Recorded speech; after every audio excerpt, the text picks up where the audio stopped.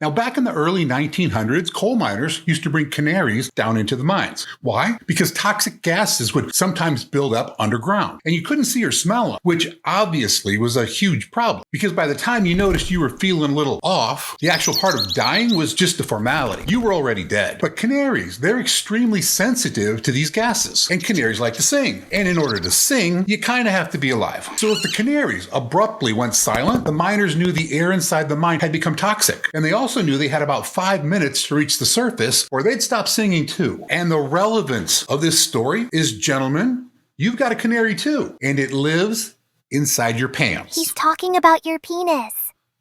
Just when you think you've seen it all, Viking throws you a curveball. Holy shit! I did not see that coming. So let me introduce you to Uni. I brought him in to say the awkward stuff I don't want to. It's a pleasure to meet you. I don't have a filter. But back to this concept of birds in your pants. If your canary is no longer singing in the morning, you could potentially have a huge problem on your hands. He's talking about morning erections. See how this works? Because if that stops happening in the morning, that could be a precursor to something far more serious. So let's connect the dots. Every night while you're sleeping, your body runs this diagnostic check. It's testing things like testosterone levels, your blood flow, and your nerve function. So when you wake up and things are operational... Erect. Yes, that's your body saying all systems clear, Captain. Everything's online and fully operational. But when that stops happening, your check engine light just lit up. Your penis is trying to warn you about your heart.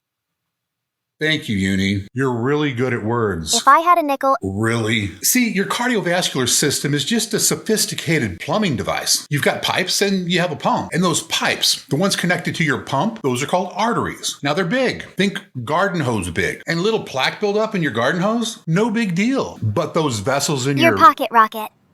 But the vessels in that, they're tiny, about the size of a coffee stirrer. So if your health is declining and if plaque is building and your pipes are slowly clogging, where do you think you'll notice it first? Not in the garden hose. The dick. Uni, the coffee stirrer. I was going to say the coffee stirrer, because studies show when this starts happening to men, they're looking at anywhere from 3 to 5 years before they have a heart attack. And of course, that's not a given, but you have a far higher probability. Your risk is vastly increased. So your weak erections are predicting you're at a far greater risk of having a heart attack 3 years from now.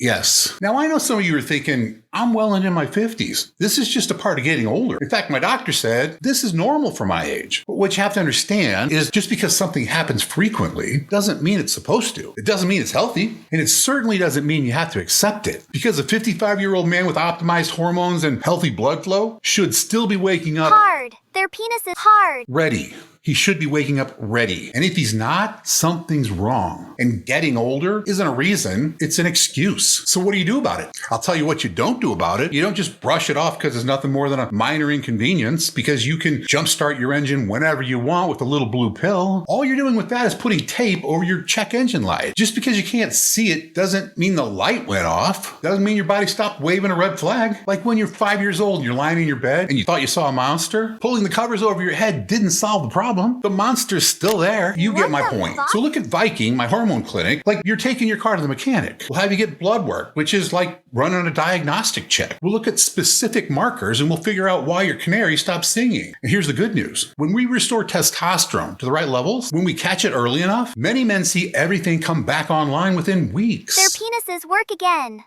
Yes, the check engine light goes off. But more importantly, what we've done is determined whether the issue is purely hormonal or whether there's an underlying cardiovascular issue that needs to be addressed. Because the last thing you want is for your entire world to go sideways, and you knew it was going to happen. So you don't die. Right, so you don't die. That's absolutely correct. Now, if any of this sounds familiar to you, don't just sit around like you're a victim waiting for the inevitable. Contact a reputable hormone clinic like Viking. We help both men and women. We're in 49 states. We're discreet, professional, and I promise nothing going on with you right now is something we haven't seen hundreds of times. They've seen a lot of penises. We've had tens of thousands of patients, and we're as knowledgeable as you're going to find out there. That's what I said.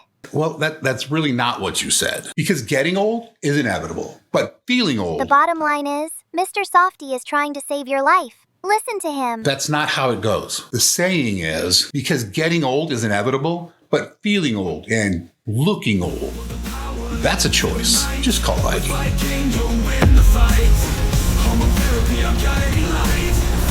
Here to make you